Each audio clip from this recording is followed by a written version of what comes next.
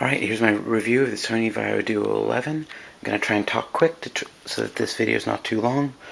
First things first, let's take a look at its exterior size. You can see it's about the same height but 2 inches wider than an iPad.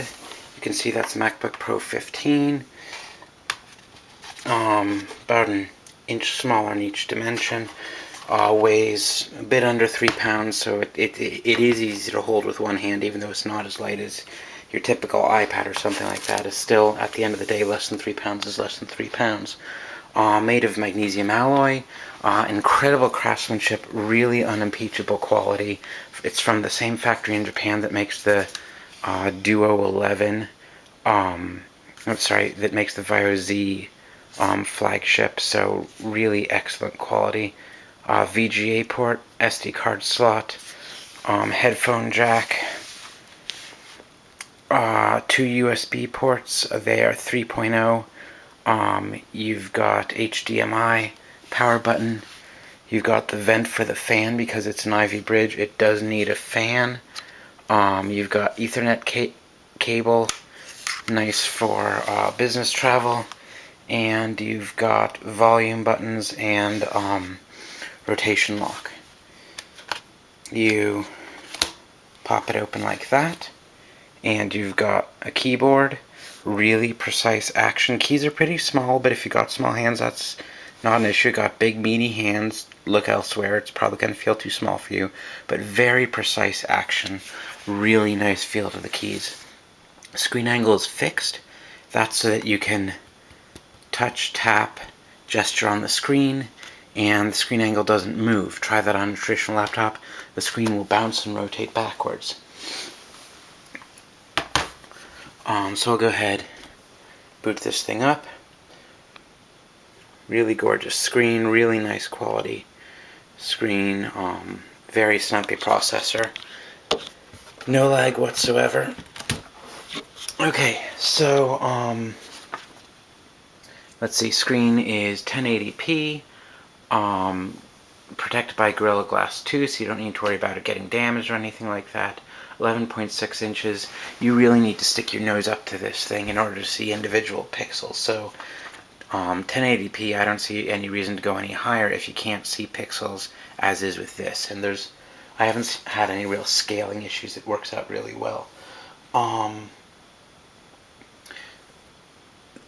The specs are pretty comparable to, say, a MacBook Air. It is 128 gig solid state drive, Ivy bridge, ultra low voltage processor.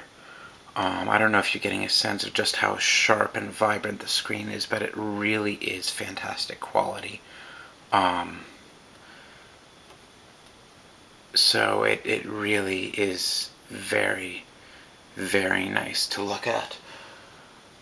I'm not going to try and do a full review of Windows 8, but this does take advantage of it really well. On one hand, the touchscreen is nice if you want to just kind of fiddle around with your typical Windows 8 apps. You want to maybe do some sort of split screen setup.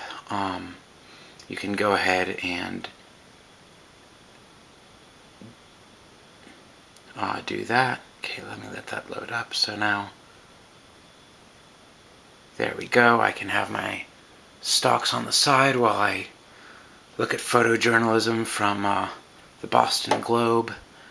On the other hand, if you need to get some more serious work done, and you're at a situation where you can pop it open, you can go ahead and drop it into, there's a traditional desktop for you, and do everything you need here. You can open up a Word document or two. You can go ahead and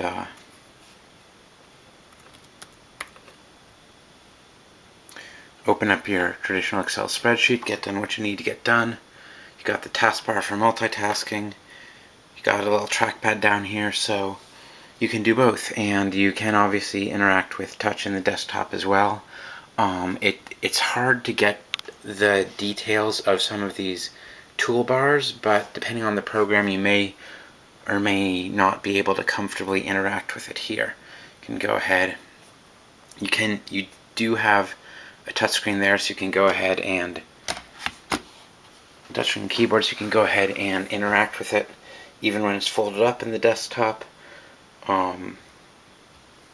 just as well as you could go ahead and do that with something here where you were to bring up the keyboard and go ahead and type.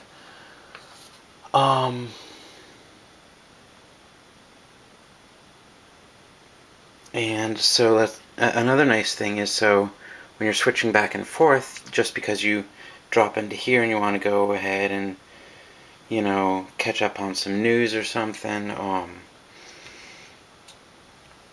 read through, see what's going on, and then you can go ahead and when you drop back into your desktop, all your windows and such are still right there exactly how you left them, so you can still switch between everything. That is really nicely executed. It does come with a digitizer stylus. I really don't use it much, just personal preference. I've never been much for one for handwriting, but it does, you know, when you use it, it locks out the palm, so you don't have to worry about the palm dragging along the screen.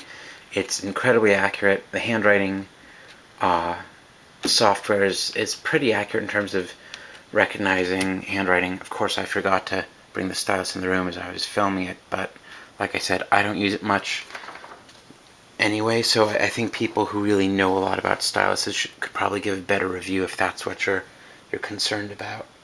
But it is included with it.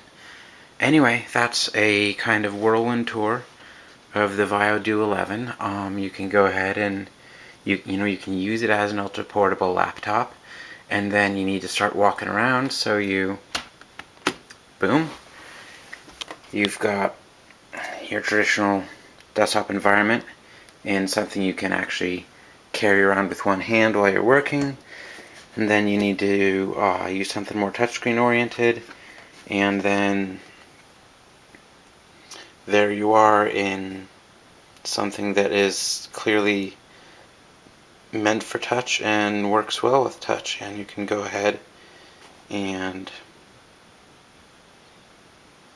you know, do all sorts of different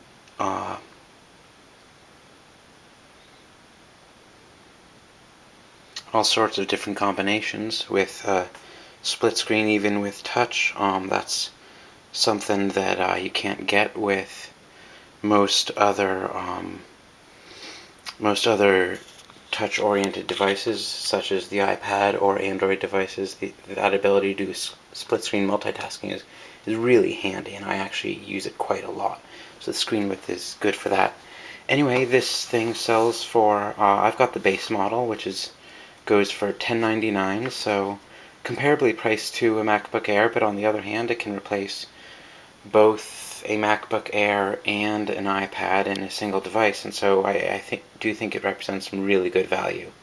And, you know, it's got screen quality that I think is right on par with the recent iPads, but it's also got the performance specs that are really true on laptop specs, comparable to an Ultrabook or a MacBook Air, as opposed to an ARM equipped tablet like an iPad or such. So to a certain degree, I do think it's best of both worlds. I get about 4 to 5 hours of battery life.